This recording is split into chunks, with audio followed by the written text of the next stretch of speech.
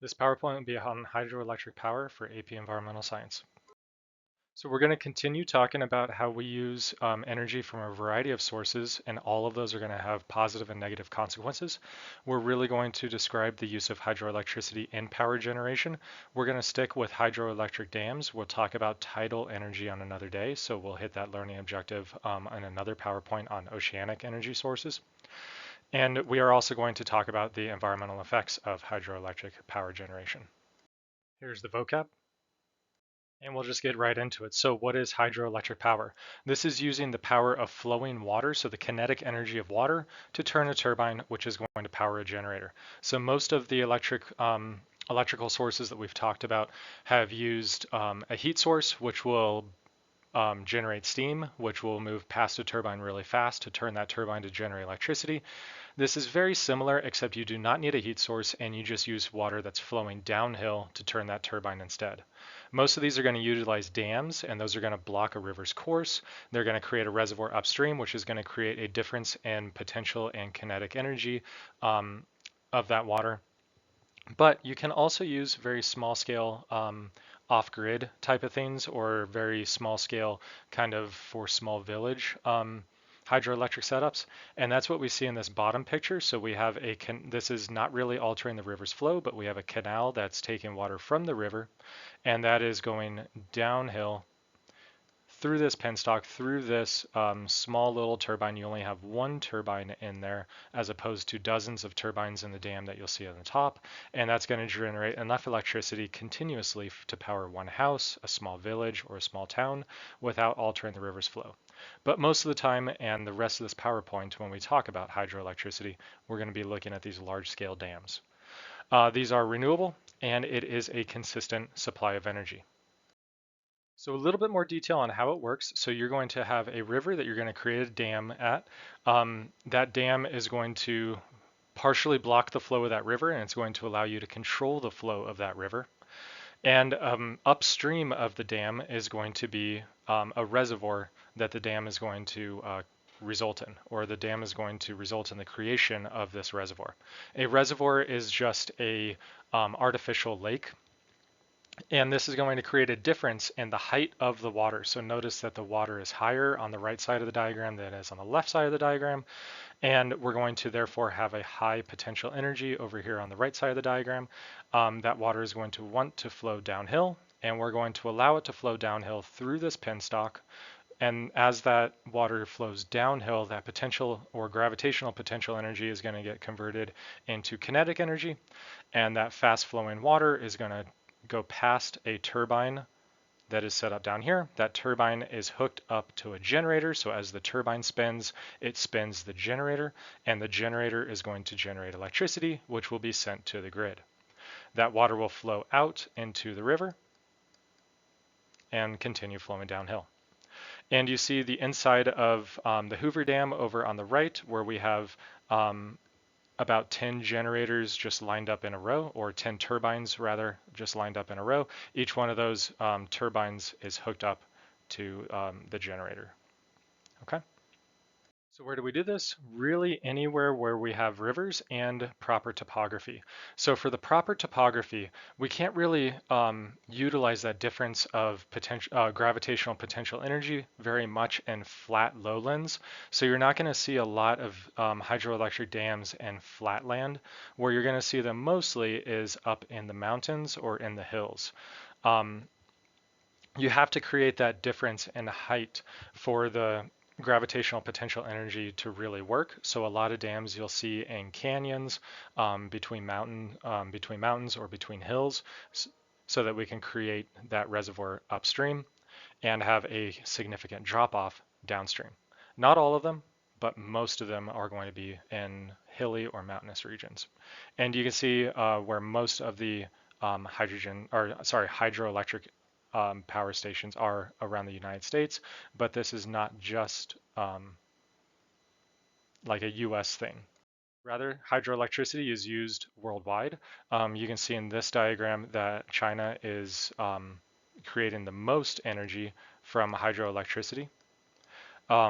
Brazil, Canada, the European Union, especially the Scandinavian countries and the countries in the Alps, are generating a lot of hydroelectricity. Iceland, Central America, anywhere where you have rivers, where you have hilly country or mountains, and the uh, money up front to construct these things. And you guys should know, let's say just a couple dams. One is the Three Gorges Dam in China. That is the world's largest hydroelectric dam, followed by the second largest also in China. You go quite a ways down to number 9 until you see the first US dam, and that's the only one on this list. But if you know one dam, know the Three Gorges Dam in China. You don't need to know a lot of details about it, at least for right now. Just know that it exists. So the benefits of hydroelectricity. Well, one is that once you construct the dam, it is cheap. And to be honest, the construction costs aren't quite as high as other civil engineering projects, but they are high. Like the construction costs, no doubt, are high, but the operational costs are super low, and you're going to recuperate that cost relatively quickly. It provides a very consistent and reliable and renewable form of electricity. As long as there is flowing water, you have electricity. That can be impacted by severe droughts, like what we have seen in the western United States, especially along the Colorado River, where they talk about Lake Powell being so low that they might have to shut off electricity generation. But normally, in normal circumstances, it's consistent, renewable, and very reliable. You can also use these reservoirs for other things. You can use it for irrigation water, recreation, so you can charge people and make additional money by using that reservoir to go out there. Flood control is huge. There's a lot of reasons to build dams besides just hydroelectricity, but hydroelectric power station can create these reservoirs that can be used for these other things in addition to hydroelectricity. So I do want to take a moment just to state that not all dams that you see are going to be for hydroelectricity. Um, and this is a little bit of a sidetrack. This isn't really to do with what we're talking about, but you're going to see other dams that are creating other reservoirs for purposes other than hydroelectricity. For example, flood control. Around the Denver metro area, we have Cherry Creek and Chatfield reservoirs. Both of those are for flood control. There were some really devastating floods along the Cherry Creek and the South Platte rivers in the early and mid 1900s that created a lot of property damage and a lot of loss of life.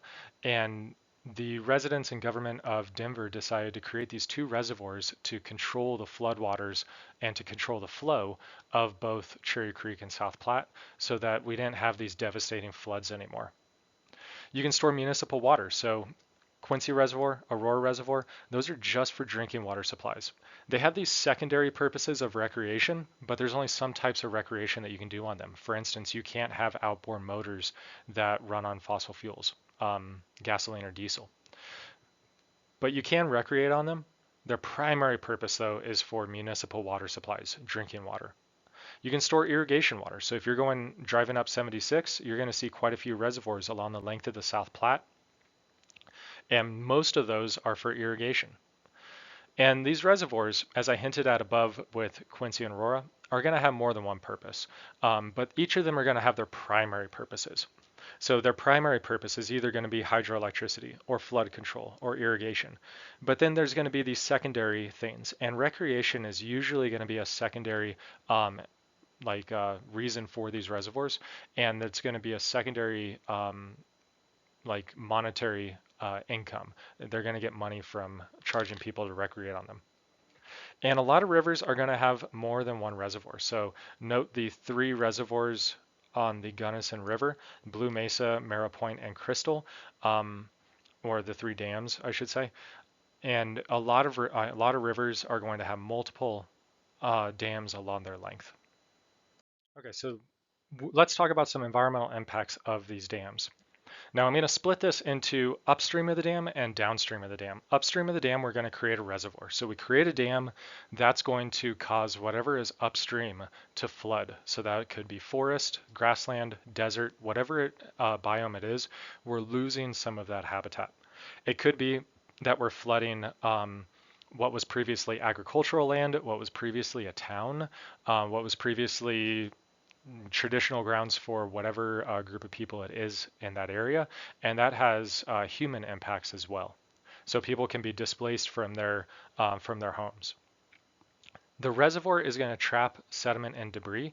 So if you think about all this sand and silt and clay flowing downstream, all that stuff that was going to flow the entire length of the river, get deposited in the delta and build up the estuary at the delta, that's now getting blocked by the dam.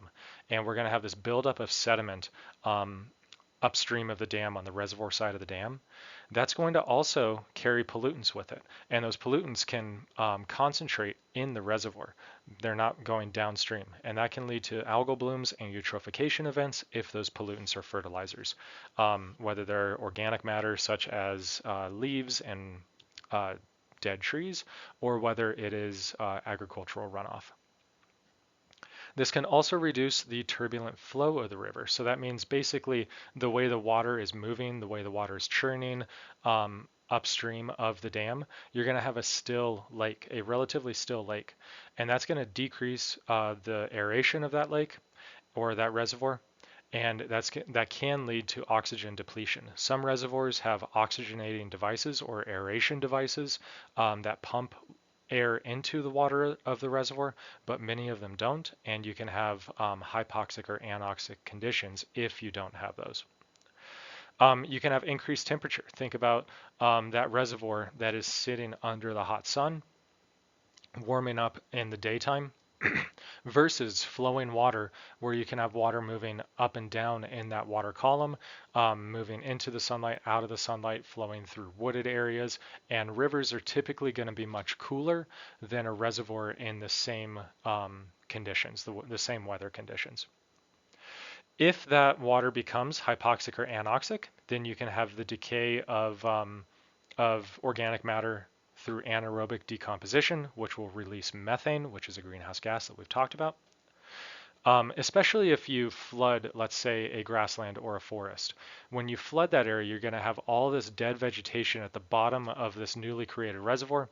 The bacteria and fungi will quickly use up all the dissolved oxygen in that water and then turn that water anoxic or hypoxic and start doing anaerobic cellular respiration, releasing that methane. And you're going to block fish passage. We'll talk about one solution for that on the next slide. I actually preview it right here with a picture. Downstream of that dam, the water quality is going to be reduced. We are blocking all the sediment, we're blocking all the nutrients with that dam structure. So we're going to have less sediment, less nutrients downstream of that dam. We're going to alter the flow. We're not going to have the natural flow of the water. We're going to have whatever the people decide to let out of the river, and it's going to change the flow of the river. It's going to change the volume, the rate, or the regularity of that river. You're going to change the floodplain. So if you look at the diagram on the top right, the river before it was dammed, the Yangtze River, because this is the Three Gorges Dam, along the length of it, you see the same river from an aerial shot down here. But you're going to change the flood pattern of this river. If before the river could swell and flood during, like seasonally, during heavy rains, during high snow melt, whatever it is, it's going to water all of this area along the side of the river in the floodplain. If you remove the flow of that river, if you remove its ability to flood, if you create a dam that stops the flooding of that floodplain, then that can all dry up, which we see in those satellite images. Okay, let me get my eraser so this doesn't look as busy. And then finally, the riverbed's going to degrade because we're going to have some alterations to the flow out, downstream. I'm going to talk about that on the next slide. So what do I mean by the riverbed degrading? Well, imagine that you have this water rushing over the edge of this dam, and the way water flows is this going to churn up like that and create a little bit of an eddy. And that's going to dig out or scour out this riverbed deeper and deeper and deeper and deeper until potentially it eventually breaks that dam or undermines that dam, digs underneath of that dam, and that dam fails. So that has definitely happened and continues to happen worldwide, especially with our older dams that have these older construction technologies. One modern solution for that is just to line all of this with concrete, so it doesn't get dug out.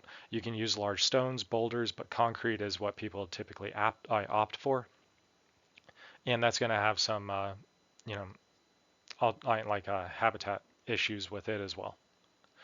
A lot of the rest of this is just repeating of what I talked about on the last slide. You guys can read the text. I'm going to talk about a couple more things with the sediment that gets impounded. So all of this stuff should end up getting down to the delta. All of this should be building up that delta or that estuary at the mouth of the river. It should be providing nutrients all the way down to that delta, but also along the entire course of that river. Instead, we're impounding all that nutrients, all that sediment, all that organic matter, and that's going to, again, first off, it's going to impede the functionality of this dam. If your penstock is down here, if this is a hydroelectric dam, then you're going to have to dig all of this sediment out, and you're going to have to dredge out all that sediment, which they do in some dams, and they have to in some dams. Or you're going to have to change the construction of your dam, which is expensive and very difficult to do because you're talking about working with concrete that's already underwater. So most of the time they just choose the cheaper option, which is digging this stuff out again and again and again, decade after decade. Not only that, but it's also going to, if it has a lot of organic matter in it, it's going to decompose anaerobically and release that methane. All right, and then I mentioned that dams pose barriers for fish migration. So many types of fish have to migrate up or downstream in order to breed, to reach their spawning grounds or their breeding grounds. You guys do not need to know these terms, anadromous and catadromous fish, but you can read this. The salmon that you probably know are anadromous fish. They need to they hatch in one stream. They swim down that stream as little young baby salmon out into the ocean, where they'll live their juvenile and adult lives out in the ocean until they reach sexual maturity. Then they'll get some cues to migrate back up the same river, the same stream that they spawned from, and lay their eggs, and then they'll die. Okay. But if there's a dam in the way, they can't do that. So what is one solution? One solution is a fish ladder. All of these fish are very well adapted to jump up small little waterfalls. I'm sure all of you guys have seen pictures or videos of salmon jumping up the little waterfall, and then there's a bear at the top of the little waterfall ready to catch the salmon in the air, right? They're really good at making these little jumps. They just can't make the giant jump up the dam structure. So we need to create an area where they can make a lot of tiny little hops. So we create these fish ladders where it's like this stair step pattern for these fish to go up, maybe take a little bit of a break, and then jump up to the next pool, take a little bit of a break, and then jump up to the next pool, take a little break, and then jump up to the next pool. So they're designed in such a way that they facilitate fish migration. There's a lot of different designs for a lot of different species of fish, but they, in general, just allow fish to bypass the dam and move up and downstream. Another solution for this is the salmon cannon. We'll show a video of this in class. It's really weird. You can check out pictures and videos if you want to. And it's exactly what they sound. They literally, like, not literally, but they kind of just shoot fish over the dam, it's really weird. We'll show a video. And due to all the environmental impacts that dams have, there are efforts around the world, and especially in the Pacific Northwest, but around the world to remove dams. So dams are starting to be removed because they're potentially old and dangerous. Many of our dams are over 100 years old at this point, and they're becoming unstable. So we'll remove them for that reason. To allow fish migration. This is huge in the Pacific Northwest, where the First Nation peoples traditionally relied on the salmon fisheries. And without the salmon being able to move up and downstream and impacting their ability to migrate, and therefore their population numbers, there's a lot of calls to remove dams in the Pacific Northwest. as well as among, conservationists, wildlife biologists, all that stuff. So we've started to remove some dams. We'll talk about a video of one that they removed in the Olympic Peninsula of Washington State. But you can see all of the dams along the Columbia River Basin. All of these marks, whether they're the triangles, circles, whatever, are dams, and there is a lot of them in the Pacific Northwest, and some of them, just a handful, are starting to be removed. So we'll watch this video or a similar one in class to illustrate that. And then finally, dams and water management in general can cause social and political tensions. So we talked about how China, India, and Pakistan all have interests along the Indus River, and how the Indus River, its headwaters are in China, or at least the contested region of Tibet, but in China, and how India has some of the tributaries, and the dams that they put on those tributaries have impacts for people downstream in Pakistan. Same thing with Ethiopia, Sudan, and Egypt. Some of the dams in the headwaters of the Nile River, or in the um, further up in the Nile in Ethiopia or Sudan, impact Egypt, or Ethiopia impacts both Sudan and Egypt. And then the US and Mexico along the Colorado River as well, like we talked about in class. And then truly finally, there is one more sidetrack that I want to talk about with hydropower. So we talked about what a normal hydroelectric dam looks like. This is kind of like a not your typical hydroelectric dam. This is one way, pumped storage hydropower is one way that we can store the excess energy from solar, from wind, those variable renewable energy sources that don't produce electricity all the time. So for example, solar does not produce electricity during the night when the sun is not out. What can you do instead to have consistent, reliable electricity? Well, if you have so many solar panels in an area that you produce excess electricity, more electricity than your town or your city needs, then you can take that excess electricity to pump water uphill. So you can pump water uphill with the extra energy that you're producing from your solar panels.